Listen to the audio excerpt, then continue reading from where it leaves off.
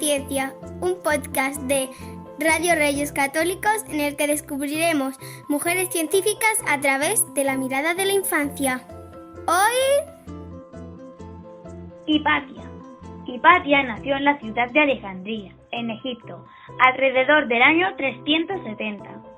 Es considerada como la primera mujer científica de la historia, cosa que tiene muchísimo mérito, pues en su época, hace más de 1600 años, el mundo estaba dominado por los hombres. Su padre, Teón de Alejandría, fue el último director de la mítica Biblioteca de Alejandría.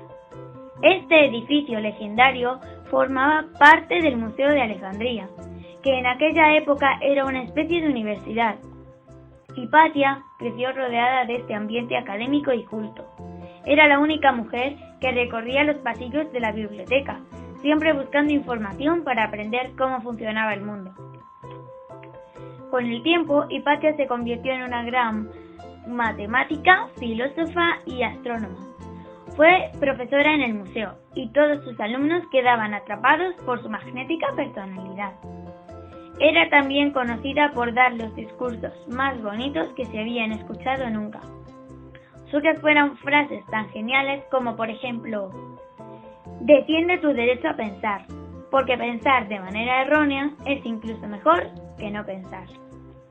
También inventó diversos artilugios, como el astrolabio, que servía para orientarse usando la posición de las estrellas, el densímetro, un instrumento para medir la densidad de los líquidos, y el aerómetro para medir la densidad del aire u otros gases. Resolvió numerosos problemas matemáticos y fue una de las primeras personas que dedujo que la Tierra no era el centro del universo, sino que orbitábamos alrededor del Sol. Fue una de las mentes más brillantes de su tiempo, y aunque también fue admirada por su gran belleza, ella siempre pensó que la verdadera belleza residía en el conocimiento, en la capacidad de saber cómo funcionaban las cosas. Tuvo muchos pretendientes, pero Hipatia no quiso que nada la alejara de sus estudios. Esta forma de ser tan original para su época convirtió a Hipatia también en uno de los primeros símbolos históricos de la liberación de las mujeres. Debemos tener en cuenta que la mayoría de las mujeres de su época no tenían acceso a la educación y dedicaban casi todo su tiempo a cuidar de la casa y de la familia. No conservamos nada de sus escritos, pues quedó todo destruido cuando los romanos incendiaron la biblioteca de Alejandría. Sin embargo, su valentía y su sed de conocimiento continúan siendo un ejemplo hoy en día. Se dedicó en cuerpo y alma a la ciencia y a la filosofía, sin importarle lo que pensaran los demás, pero el mundo en el que vivía la consideró una amenaza, pues se preguntaba el porqué de las cosas y no obedecía a ninguna religión.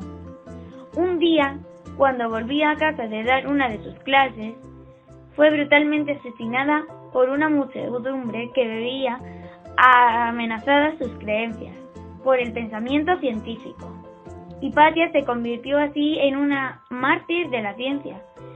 En honor a Hipatia y su enorme influencia de la historia del pensamiento, hay un asteroide y un cráter lunar que llevan su nombre. Este texto está adaptado del libro Las chicas son guerreras, de Irene Cívico y Sergio Parra.